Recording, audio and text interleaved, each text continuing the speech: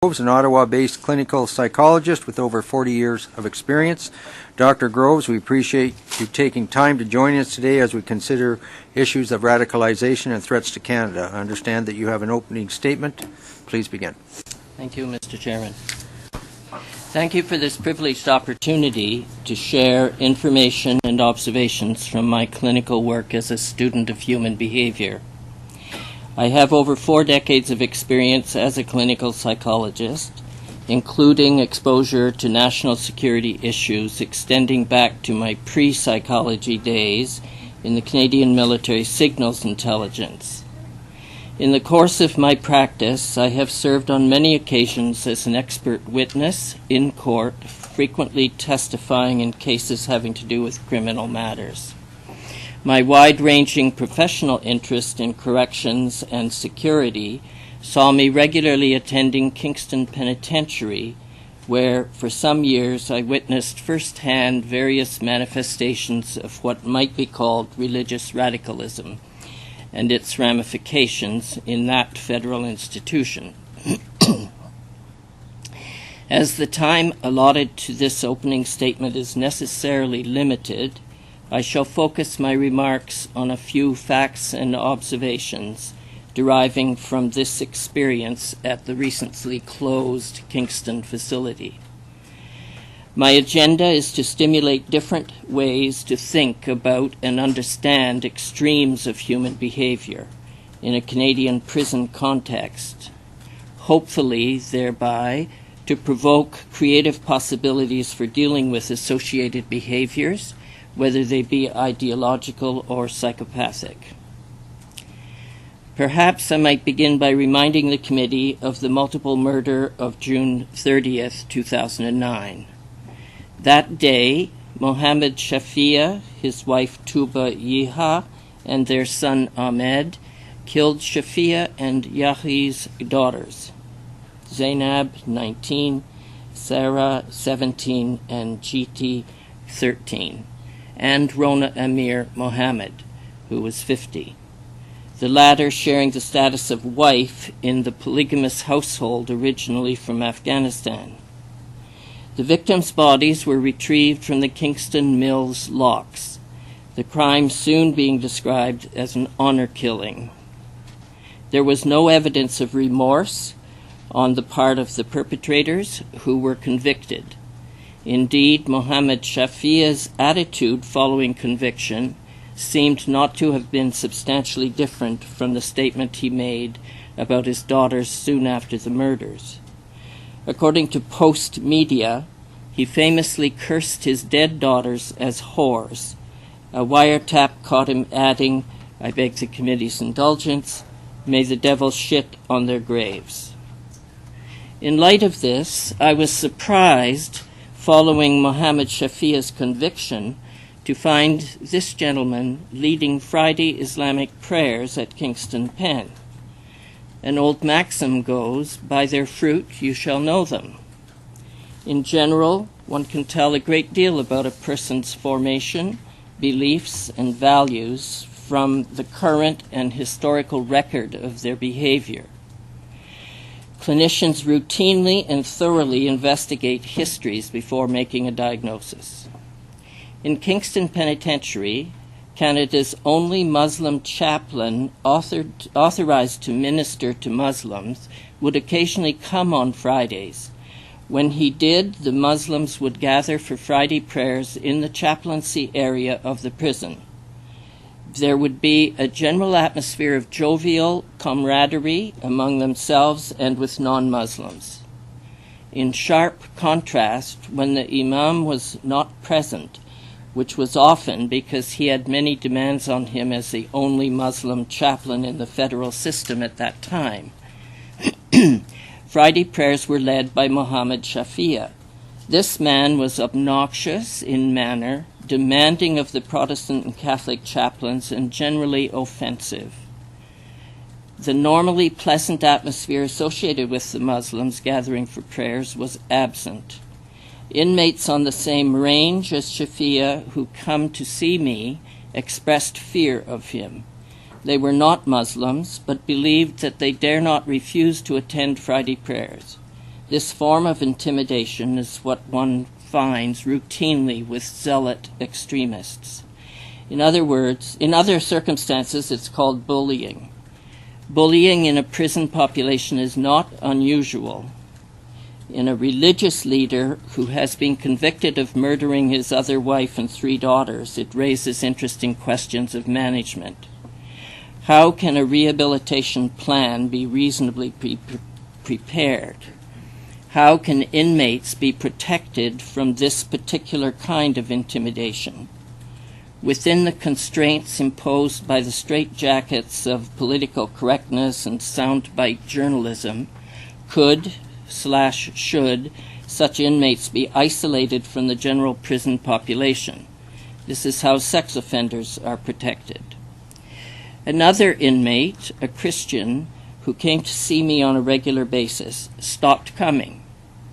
It turned out that he felt so intimidated by Shafia and some of his lieutenants that he chose to give up his relative freedom of movement on the range in the general population for a much more restricted life on a social isolation range. He could no longer come to see me. I had to go to his cell on the isolation range.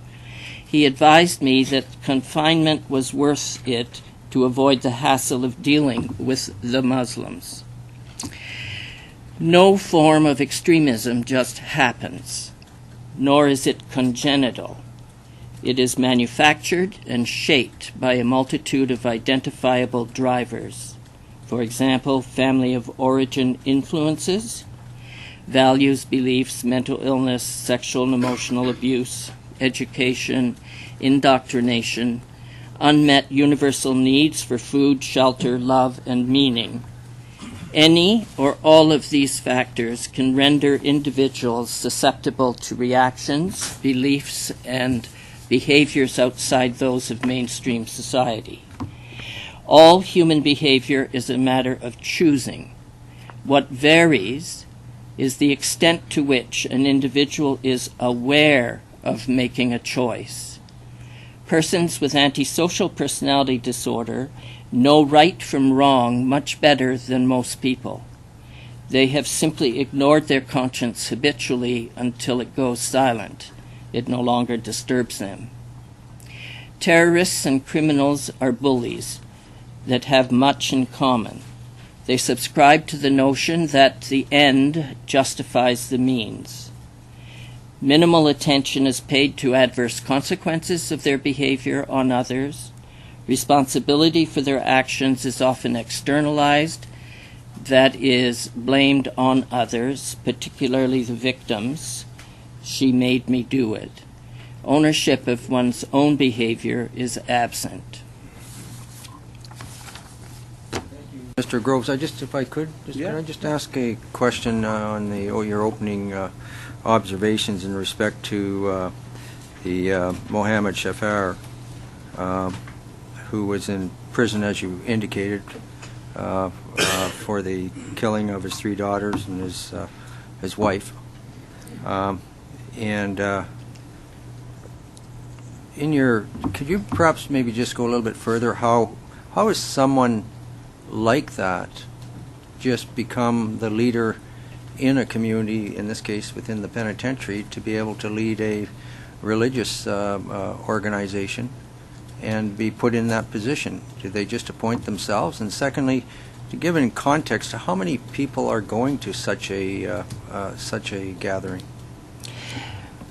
The number varied, but it would be around 25. And most of them came from the range that his cell was on.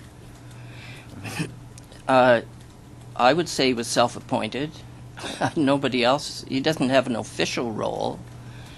The people on his range that were not Muslims came to Friday prayers because they felt they had no choice.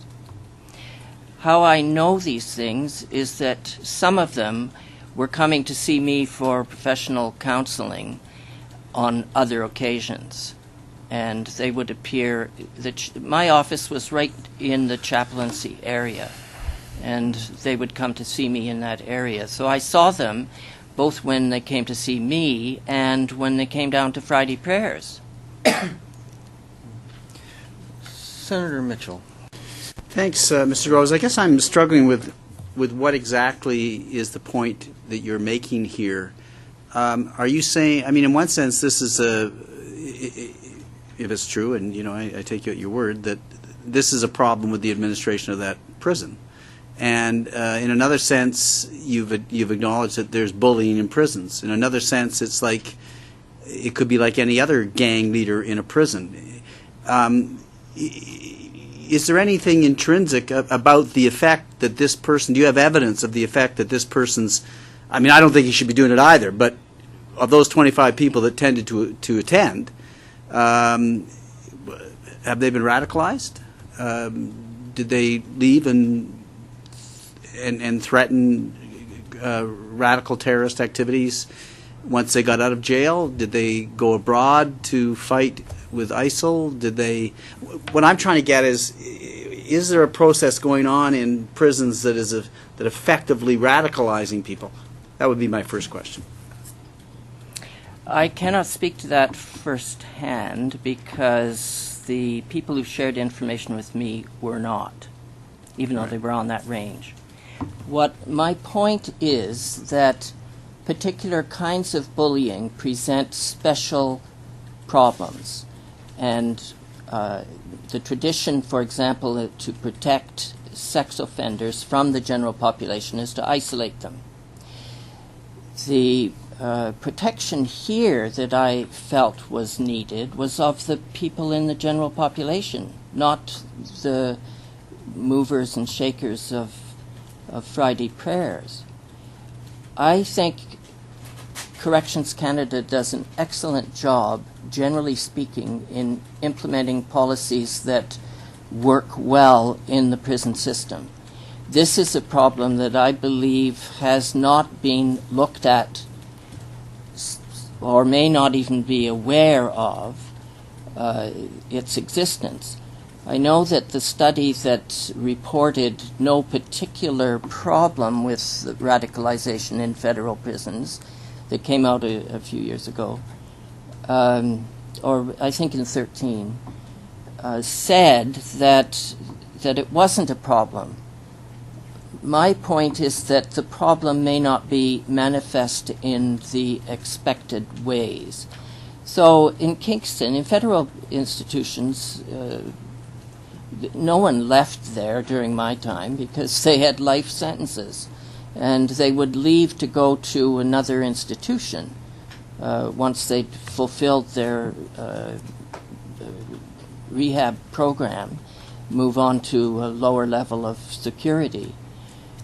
I don't follow them. I only worked with the people that were in the prison.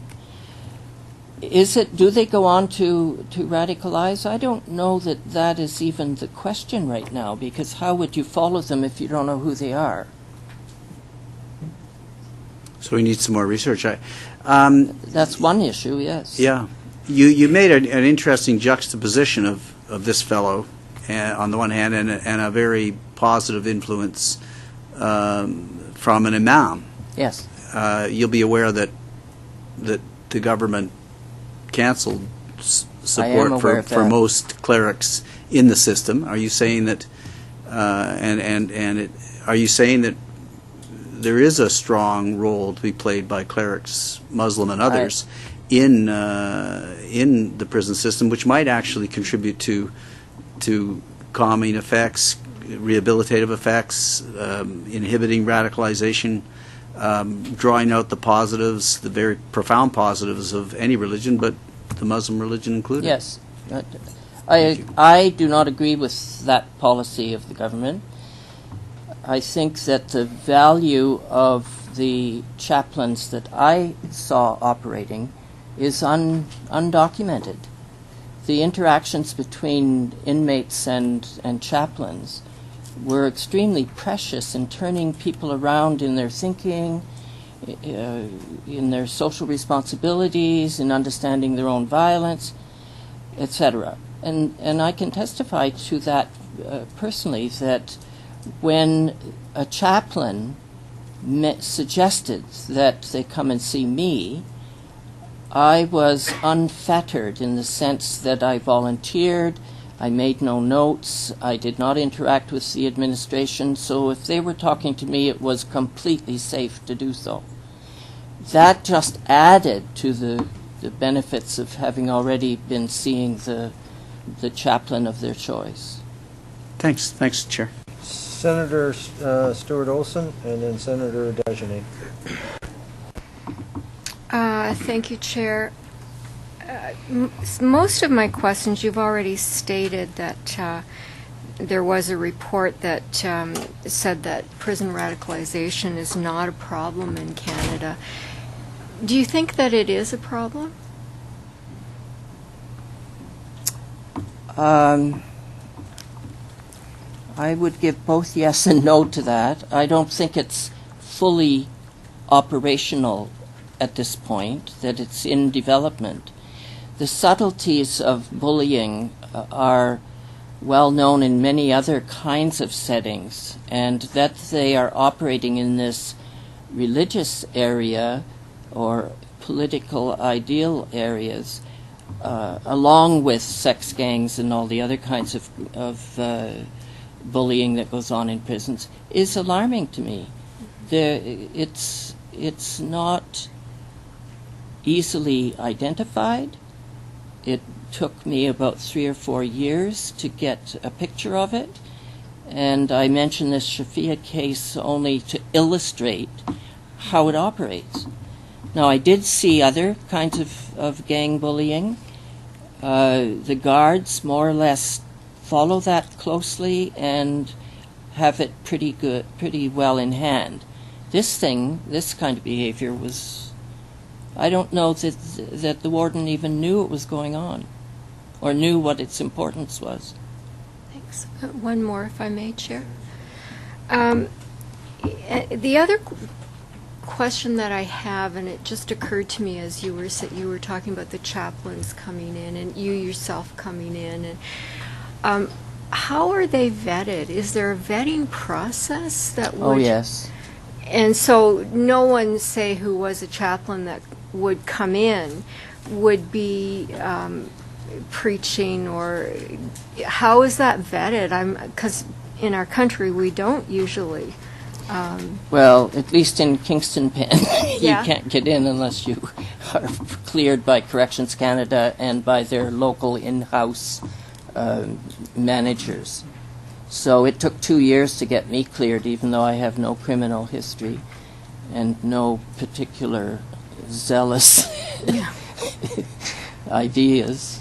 That was considered longer than average, but the process is it's pretty much like vetting other security, people in other security situations. They contact your references, they investigate your curriculum, whatever you're claiming to have a reason to be in the prison. So my concern is not at that level. I think it would be in recognizing people who are very clever at concealing their ambitions. Yeah. So the Protestant chaplains, like the Salvation Army and the unspecified non-denominational ones, were vetted the same way as I was, even though I wasn't coming in as a chaplain. So that's not a concern. It's the ability to recognize what you're looking at. Thank you. Can I just follow up on this? I just don't quite understand this. You're in an institution. You're in an area that's maybe, call it 100 by 60 feet wide, and you have a situation where an individual who we all know what his background is, and we would not want him to be around any of our children, obviously, or any of our associates, and yet he's allowed to hold court with up to 20 other individuals, and the administration wasn't aware of that? I don't know if they were, but my impression is that if they were, they weren't troubled by it. Oh, See, yeah. this is a very short, unassuming individual. So he wasn't physically threatening to anybody. It was this influence about something might happen if you don't conform. The tactics of all bullies, only it's done psychologically, it's not done physically, whereas in some other bullying it's done physically, like somebody sets out and knocks you about if you don't do what they're asking. So it's subtle looking, like they would come down to the chaplain's area, and there's a large meeting room in which they came with their prayer mats and garments. I don't know the name of all those things. And there was, first of all, on Fridays there's often reduced staff, not guards, but managers. They're not necessarily working 5 days or up till 3. These prayer meetings would take place about 3 o'clock in the afternoon. So I don't know how much it was observed, except by the guards opening the doors to let them through. Catholics would gather for Mass, yeah. Protestants would gather at other times when they weren't monitored. What is monitored with great alacrity is theft.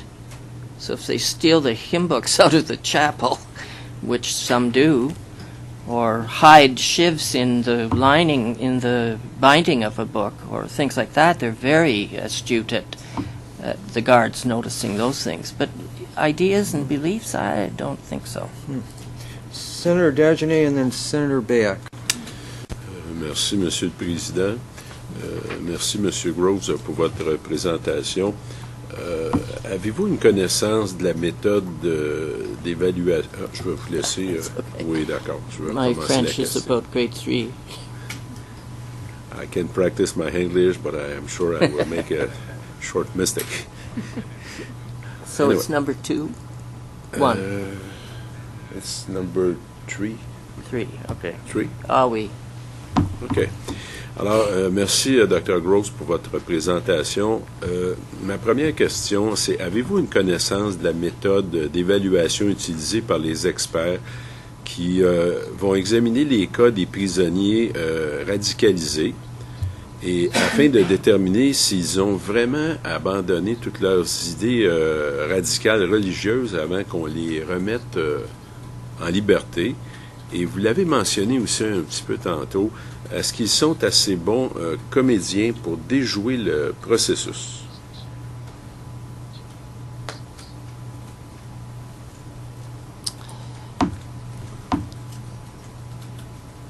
I am aware of the assessment process that is conducted on each prisoner coming into the system.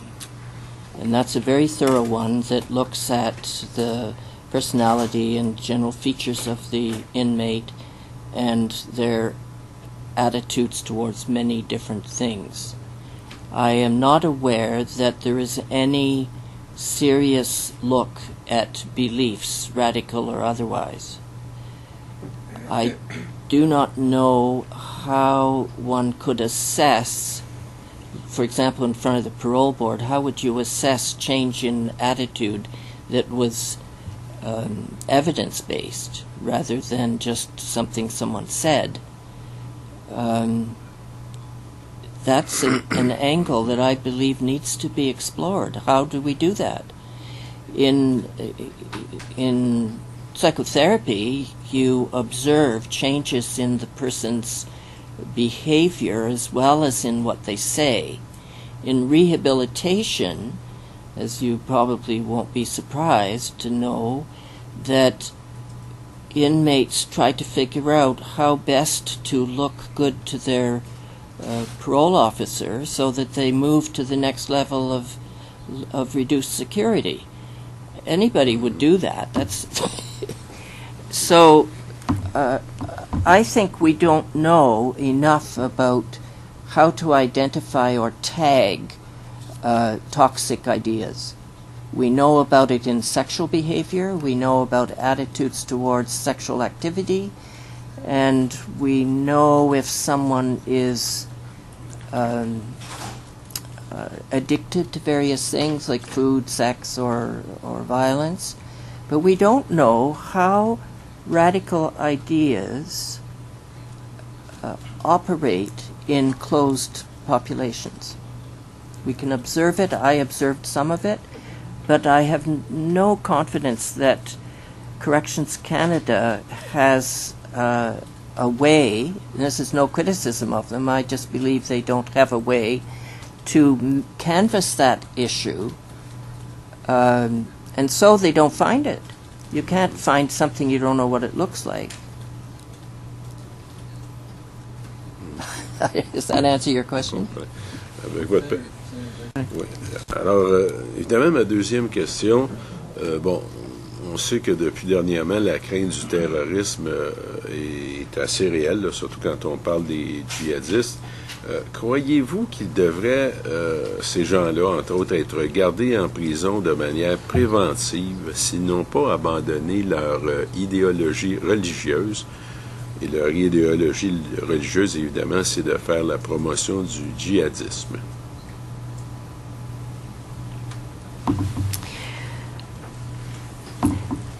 I think I'll start by giving an example from my work. I have done work that used to be called in the 70s and 80s deprogramming. And it was a method of changing or shifting the thoughts of individuals who had been subjected to a cult leader. And it required many supports. You had to have a family willing to pay for such intervention because it's not covered generally by insurance. You had to have other members in the circle of the family to provide follow-up support for the change in beliefs, because part of what gets done is not just by threat, but the intimidation is that you're not allowed to think independently, and so you have to regain that ability. You don't even know that you've lost it. Okay, now to jihadists and religious extremists of one kind or another. I don't believe that it's different in kind. I believe that the impact of radical ideas on susceptible persons is connected to many things, such as poverty, homelessness, powerlessness, all those factors that the United Nations recognizes in its concept of health. The 5 determinants of health include all the factors that I believe, if absent, render persons susceptible to radical thinking, delinquent acting out, all kinds of non-social behaviors. However, using the customary assessment tools that we have available now doesn't capture the passion involved in changed thinking. Some of the people I've interviewed whose families have brought them to me, who were for a period of time converts, did not recognize that they had radical ideas. They believed they had the truth. We've found the truth. And on the one hand, one has to respect a person's right to seek and find the truth, but on another hand, you have to do it within a socially acceptable framework. And that's the piece that separates people who have objectives that aren't in keeping with the values of a society like Canada's. So we have to start talking about that and not hide behind this sort of political correctness. Because it's not Muslims that are the problem. It's radical people who will stop at nothing to achieve what they believe is right. So if they come here, I mean, in a simple-minded way, since I don't have to do all the foreign diplomacy and so on, they would have to be wanting to subscribe to how we live here. To even get in the door to demonstrate that their statements are valid. But I don't know how you'd operationalize that. Merci beaucoup, Dr. Grove. Merci, Monsieur le Président. Senator Bayak and then Senator Day. Thank you very much, Chair. Your 40 years of expertise are very much appreciated by this committee. Thank you. Thank you. Other experts on radicalization have said some of the same things as you, that we need to find ways that are not politically correct, perhaps in the prisons, maybe separate wings for people who are radicalized in any form.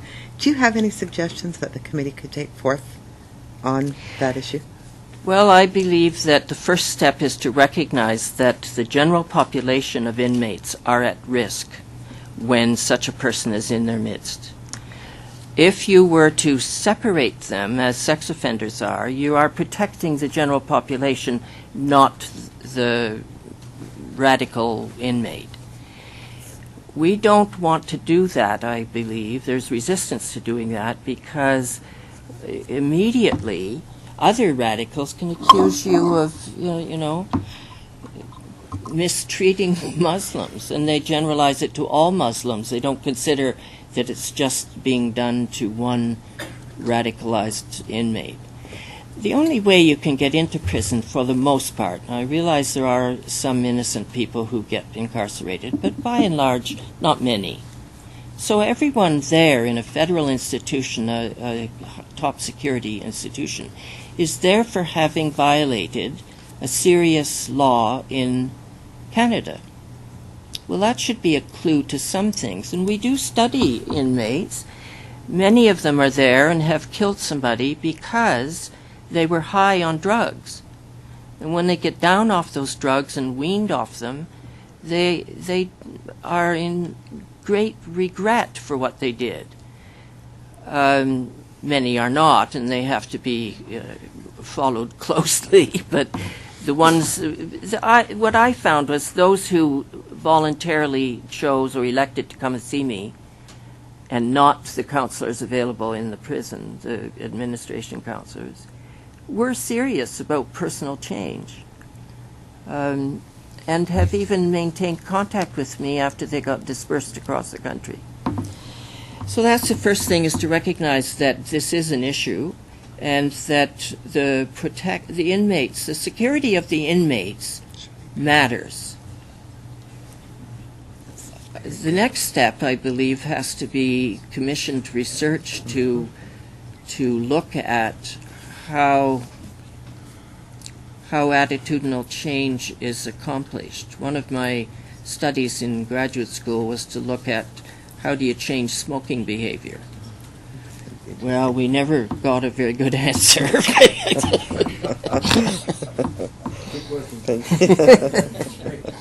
And the final conclusion was that you have to decide that you're not going to smoke. It starts with a decision. It's not, I'm trying to quit, because you've satisfied that criteria as soon as you say it. It's true. Excellent. Thank you very much, sir. Go ahead. Very much. I also wondered if you could tell me something I just recently learned that I did not know about, that there are some parents in Canada allowing their children to watch jihadi videos and even beheadings. Do you treat children as well? And what do you think the long-term effects will be on that, and what can we do to curb it if it is factual?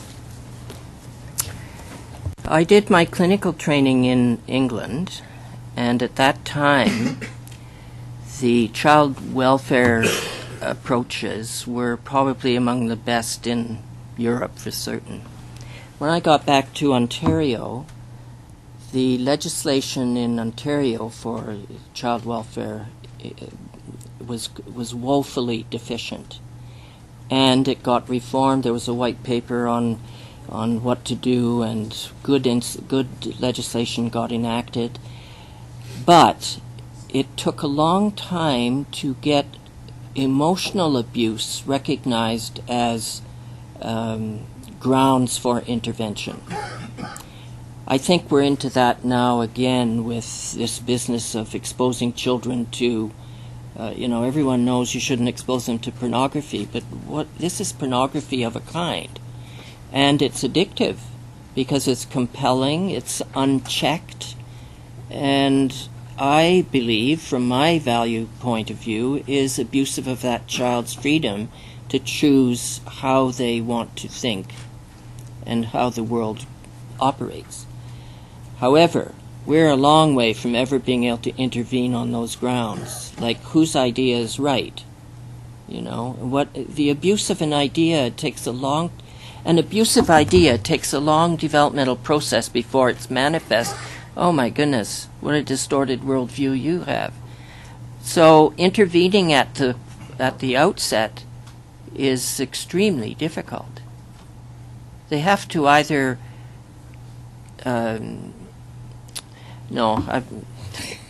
I'll leave it at that. I appreciate your frankness. Thank you. Senator Day and then Senator White. Mr. Groves, thank you. We read that radicalization in prisons is becoming a serious problem, but I'm hearing from you that maybe it's not as serious as maybe some of these articles might suggest.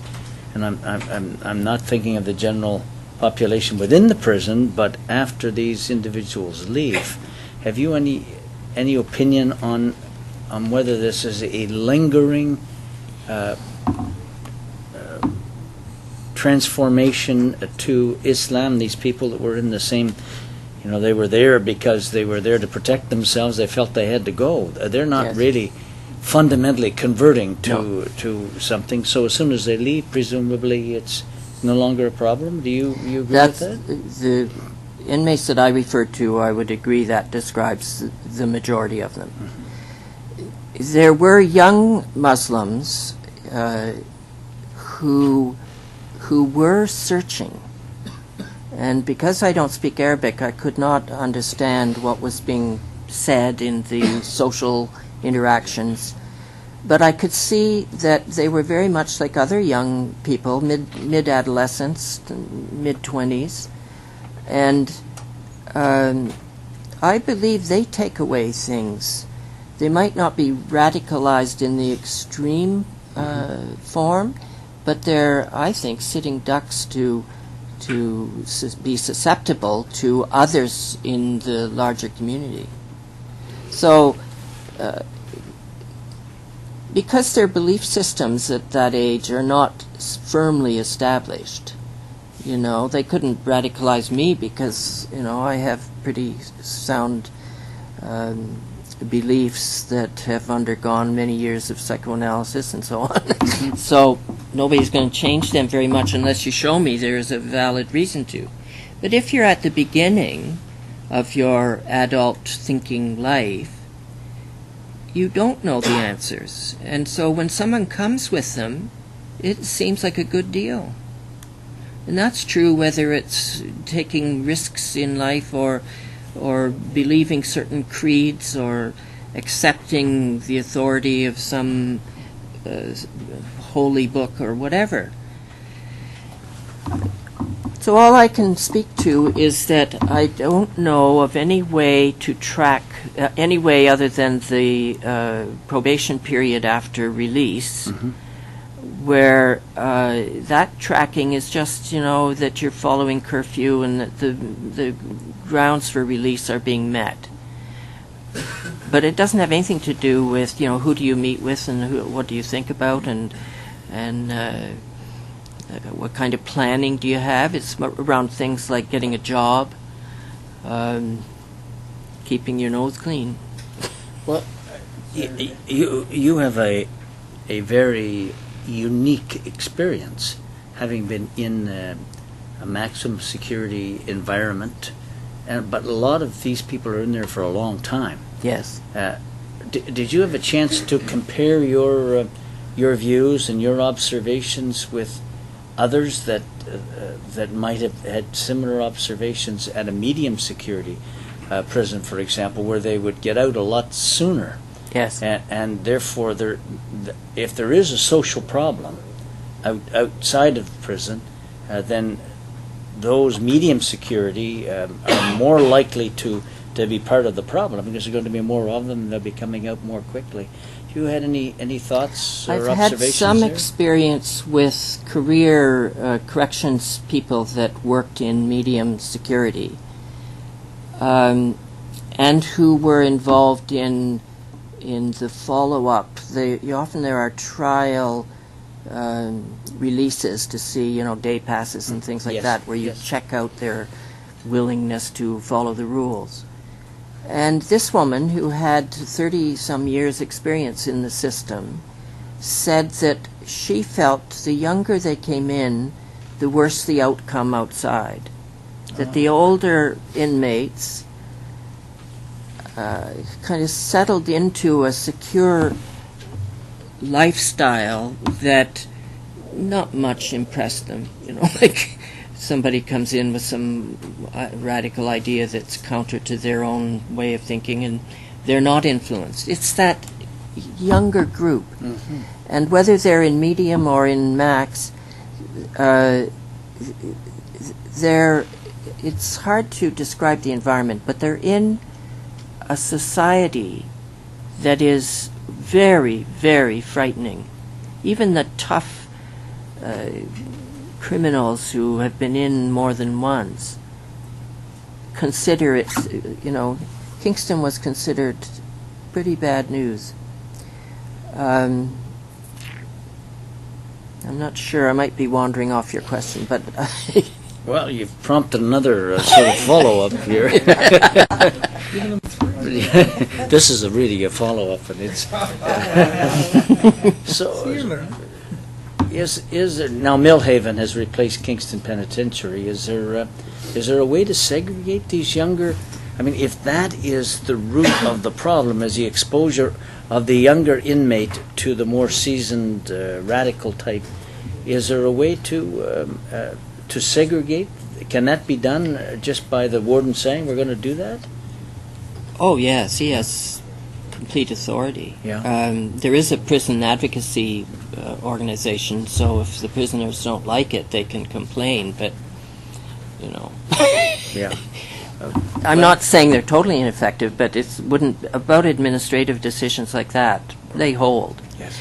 The facility itself was revamped to the tune of many millions of dollars in anticipation of inmates moving there. But the concept of Millhaven is twofold. One is assessment. That's where the unit is that looked at new inmates. And a relaxed movement in the rest of the population that would be hard to segregate them except certain hours of the day. But all of the communication goes on in the yard, in the hallways and central areas of the prison. So I don't know you could restrict exposure or protect, say, one age population physically. I think that would be very difficult to implement. Okay. Thank you. Thank you. Senator White and then Senator No. Thank you very much. Thank you, Mr. Chair, and thanks for being here today. I listened with great interest as you talk about what's happening, I guess, and if this was happening in our population generally, we would look at a peace bond against the individual who's recruiting, and in particular those people who are extremely susceptible. We know mental illness has an extremely high rate in federal institutions based on the Inspector General's report. So really it's saying is that we're not doing what should happen inside, even if we would not allow the same thing to happen outside. I agree. So, if I may, Mr. Chair, as a follow-up, so realistically, we should be looking at forcing that to occur inside, as we would expect it would happen if if in our community today we had someone who was radicalizing susceptible, mentally ill, often mentally ill people, or at least people who are susceptible to changing for the worse, we would do something about that. So you would support us actually putting pressure on the government, putting pressure on, I guess, on Correction Services Canada to not allow this to continue. Correct. Okay, thank you, Mr. Chair. We just want to follow up just very quickly before I go to Senator No. It's a question of identifying those individuals so that you could take that corrective action. Yes, that is the problem. People, there's been a maturing of radicalization in the sense that 25 years ago, radicals were, you could spot them anywhere. The bus driver could pick them out. Now you can't as easily. That's why I mentioned the fruit business. You have to see what gets produced by what they do, and then study how they do it. I think there are social scientists that are addressing those issues, especially in universities in the United States, but it's fraught with funding difficulties and all these issues about correctness and integrity in reporting and all that kind of thing. So it's a real problem how to identify who's doing this and who's susceptible. Thank you, Chair. I follow up the questions from Senator Day. There's a number of reports state that the radicalized prisoners are likely to form their own gangs in prisons. Yes. Given the like sentence given out by our judges in Canada, do you think it's possible that the prison can be used as a developed terrorist cell, and therefore they can pose a serious threat when these prisoners are released? Is it possible? Yes. Is it happening from what I observed in Kingston? I would say no. That the ingredients, the variables that would lead next to that, I observed. So there wasn't a gang. This range that Shafia lived on operated as a reluctant group. So there wasn't a gang yet of radical Muslims out to conquer the whole prison population. No. Because many of them expressed views that, although all prisoners believe they're innocent, it was just bad luck, that they got caught. These people really did believe that their behaviors were acceptable, even though in Canada the criminal code defines very clearly behaviors that are not acceptable, like terminating someone's life. So there's resentment and emotion, arousal in relation to the act of being in prison at all. So I believe that when that settles down, there would be more organized behavior among believers of any radical creed. That's a vulnerability in our institutions. Can I follow up that? Because you mentioned before that Mr. Shafia is leading the group of 23 prisoners to leading the prayers. About that number, yeah, it's an estimate. And you say that those 23 prisoners, they do not consider themselves as the Muslim? No, at least I would say a third of them were going to Friday prayers only because they felt threatened if they didn't. And I mentioned one of the inmates that came to see me on a regular basis stopped coming. I inquired what had happened. He had elected to be on an isolation range so he didn't have to deal with the Shafia and the Muslims. Senator Mitchell. It's very interesting, the threads that you're weaving, and it's focused to some extent largely on this Muslim fellow. What about other radical ideologies? What about white supremacists? We had in a meeting in Toronto an academic make a very powerful point that white supremacists are a far more prevalent phenomenon. What about in prisons? Is that not an issue as well? In my experience, I met one who was already beginning to change his belief system, primarily through, he was a Roman Catholic by birth, and he went to see the Catholic priest.